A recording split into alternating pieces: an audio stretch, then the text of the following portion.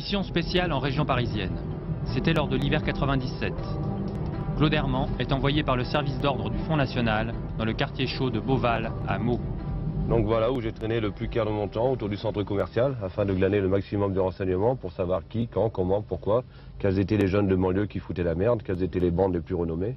Donc voilà, nous sommes arrivés.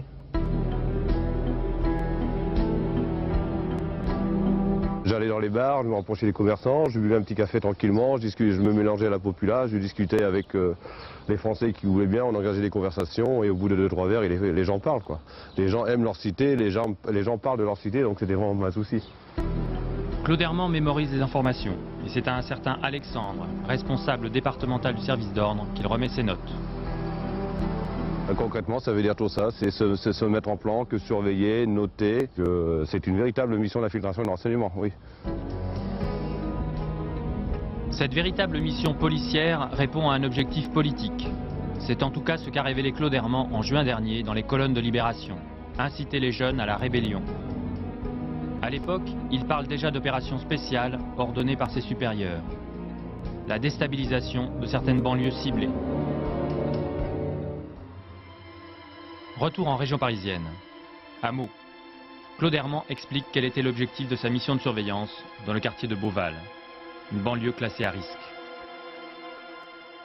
Je m'étais aperçu pendant les 4 jours de ma surveillance que sur le boulevard il y avait une vente de drogue, de shit et d'héroïne. J'ai commencé à repérer les clients potentiels et j'avais repéré pendant ces 4 jours une BMW, une 316 injection noire qui était susceptible de pouvoir nous intéresser pour le type d'opération qu'on voulait mener. J'avais repéré la voiture, j'avais repéré les occupants, j'ai relevé la plaque et effectivement c'est une voiture qui venait pendant ces 4 jours, elle venait régulièrement s'approvisionner. Et ce n'était pas, je veux dire, pas s'approvisionner pour une consommation personnelle. Elle venait s'approvisionner pour un deal beaucoup plus gros. Et de là a germé l'idée de se servir de cette voiture et de cette plaque numérologique afin de créer une merde entre ces deux bandes rivales. Suite à ce rapport, il a été soumis à Paris. Paris a donné son feu vert pour une opération. La deuxième phase de la mission de Claude Herman dans le quartier de Beauval peut s'enclencher. L'opération a consisté simplement à récupérer une voiture du même modèle, de mettre des plaques dessus et de venir sur place ici et mettre un ou deux coups de fusil. Une voiture identique est volée par le groupe dans les environs, puis équipée de fausses plaques.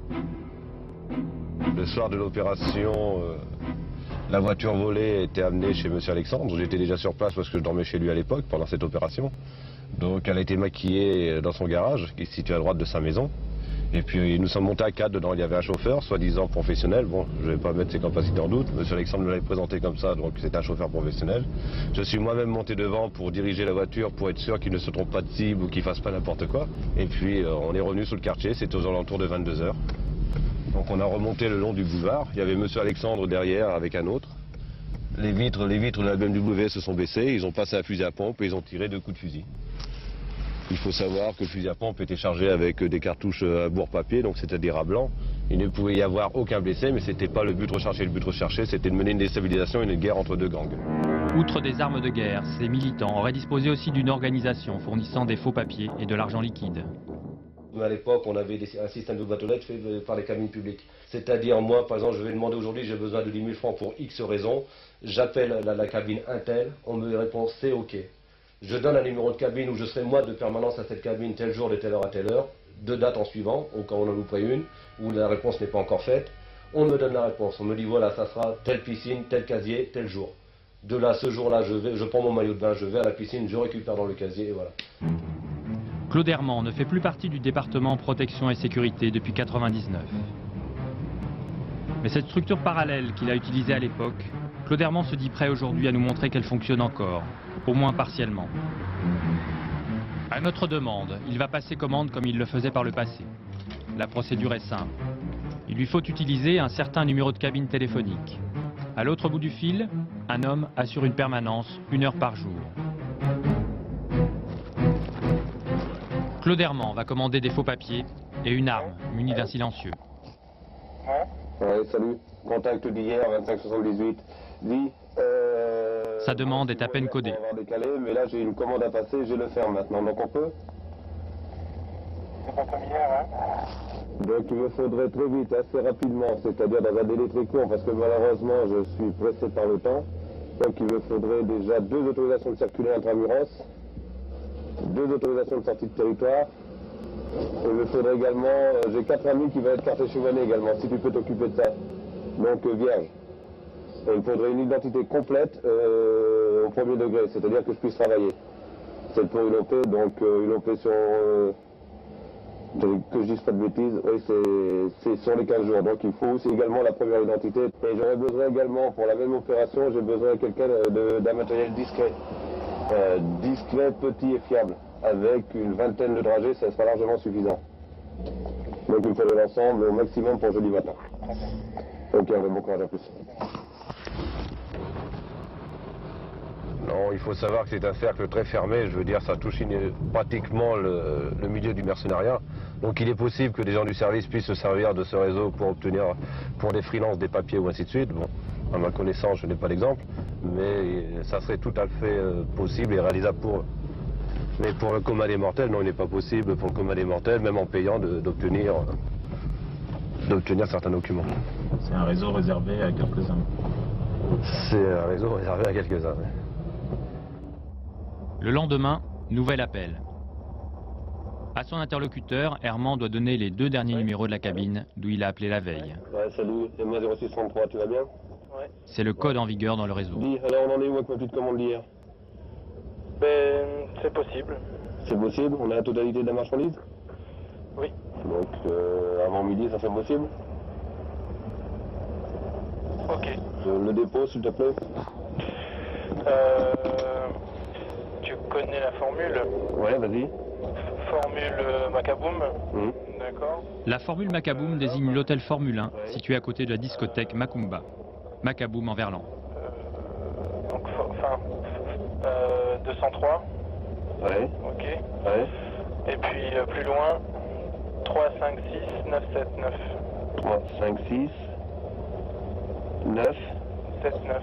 7, 9. Les chiffres qui lui sont donnés correspondent au numéro de la chambre et au code d'accès pour ouvrir la porte de la chambre.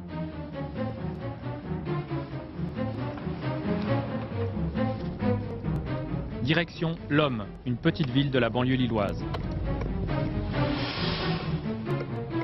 C'est le lieu fixé par l'interlocuteur d'Herman. Chambre 203 de cet hôtel. Code d'entrée 356 979. C'est l'endroit où Herman doit déposer la somme de 3 000 €, 20 000 francs français, ainsi que 2 photos pour les papiers d'identité.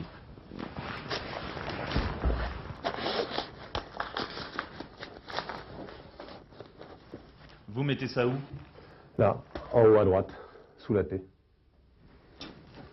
On remet en place.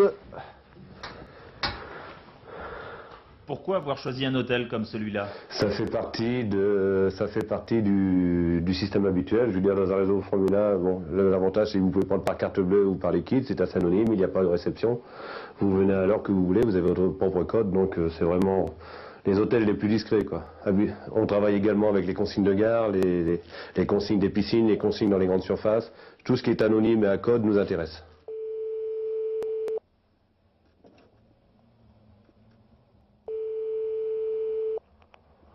Oui. Allô? Ouais. Ouais, salut. MV 5298. Tu vas bien, ça va? Ouais, ça va, ouais. Alors, on en est où? La commande est honorée? Oui, pas de problème. Il n'y a pas eu de souci? Non, très bien. Par contre, je vais donner les coordonnées tout de suite. Ouais. Toi, t'as récupéré ce que tu avais besoin? Il y avait aucun... Pas tout ça à ce niveau-là, c'était juste? Très bien. Allez, je te remercie, en plus. Merci pour lui. Ciao.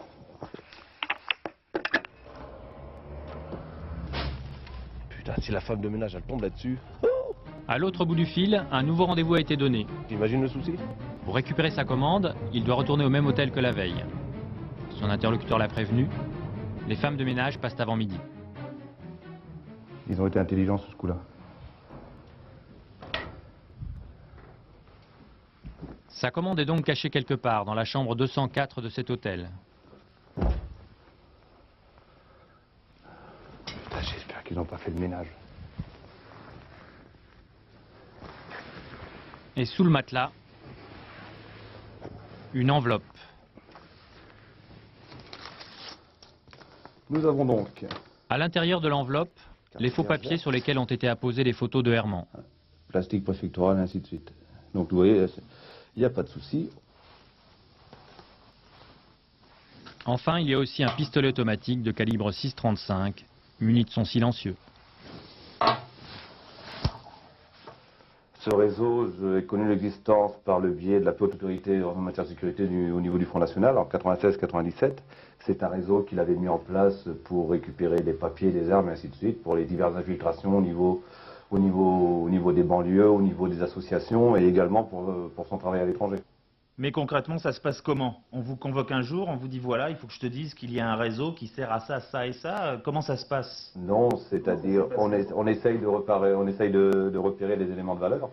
Ces éléments de valeur, ensuite, on les motive, on leur explique qu'il existe d'autres choses, et puis oui, ça se passe comme ça. Un jour, on vous convoque au bureau en disant voilà, nous avons toute confiance en toi, et il y a possibilité pour toi d'aller beaucoup plus haut avec des salaires meilleurs, un avenir meilleur, voir le sable chaud et le soleil, et puis des pays, un peu d'exotisme. Donc vous acceptez ou n'acceptez pas. Si vous n'acceptez pas, on vous demande la plus grande discrétion.